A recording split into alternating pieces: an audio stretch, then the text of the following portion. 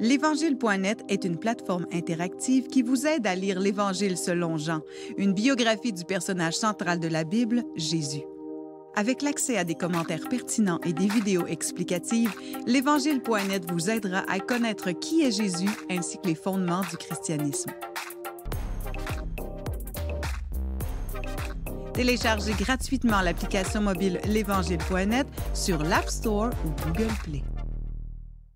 Alors, on arrive à la fin de cette émission, Martin, et puis un mot de conclusion par rapport à ce qu'on a dit sur le matérialisme. La surconsommation, c'est un défi pour tout le monde. Même les chrétiens. Même quand on devient chrétien, on veut suivre le Seigneur.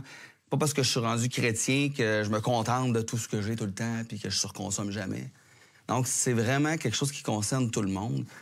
Tout le monde, même ceux qui disent que j'achète juste le nécessaire, je serais curieux d'aller dans leur maison pour voir. Puis on est tous affectés par ça. Le matériel va arriver à combler nos maisons, nos salons. On va combler notre chalet. On va combler notre terrain avec des balançoires, des choses. On peut mettre du matériel pour combler bien des affaires. Mais jamais, jamais, ça va venir combler notre cœur. Ça, c'est important de se rappeler. Dieu n'est pas contre le matériel. Ouais. Mais si on mise sur le matériel pour combler notre satisfaction, notre cœur, on l'échappe. Carrément. Et j'ai un verset que j'aimerais présenter, Colossiens 2, 9 à 10, qui nous dit « Or, c'est en lui seul et en son corps qui réside réellement et d'une manière permanente toute la plénitude de la divinité.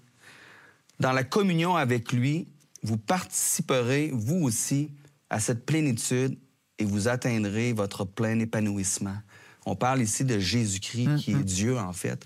Et que si on met notre confiance, notre foi en lui et qu'on est en relation avec lui, on va être comblé. C'est ça, c'est clair. Écoute, j'ai lu une histoire, il y a longtemps, d'un homme qui était il vivait très simplement, puis arrive devant chez eux quelqu'un qui déménage avec du stock. Et puis finalement, le gars, il est impressionné. Fait que celui qui vivait très simplement va voir celui qui était plein d'affaires. Puis il dit, si jamais vous avez besoin de quelque chose, dites-le moi, je vais vous montrer comment on fait pour s'en passer. Puis j'avais trouvé ça vraiment intéressant parce que finalement, c'est ça la réalité. C'est que, est-ce que ça nous rend vraiment plus heureux d'avoir davantage?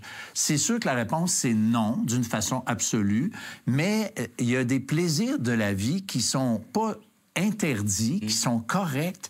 Et puis, je vais reprendre le mot équilibre, encore une fois. C'est une question d'équilibre, à savoir si j'en fais trop, si j'en achète trop, ou si j'en achète pas assez, selon, bien sûr, mes revenus, mes capacités. Bref, c'est une question... La Bible, je trouve ça intéressant parce que la Bible répond à des questions quand même du quotidien, parce que la série qu'on fait maintenant, ben, c'est en relation avec les choses quotidiennes de la vie. Est-ce que c'est toujours pertinent? Les valeurs du christianisme sont-elles toujours pertinentes de nos jours? Alors, on veut vous remercier d'avoir été là avec nous. On veut remercier parce que là, vu que c'est la dernière émission de cette série, bien, on remercie tous ceux et celles qui ont communiqué avec nous. On veut remercier l'équipe technique qui nous ont accompagnés, une équipe formidable. Et puis, merci à toi, Martin. Merci à Samuel. Merci à Jean-Sébastien, parce que ce sont des collaborateurs qui travaillent fort pour qu'on puisse faire ces émissions. Alors nous, on vous dit au revoir et à la saison prochaine pour une autre série de l'heure de la bonne nouvelle.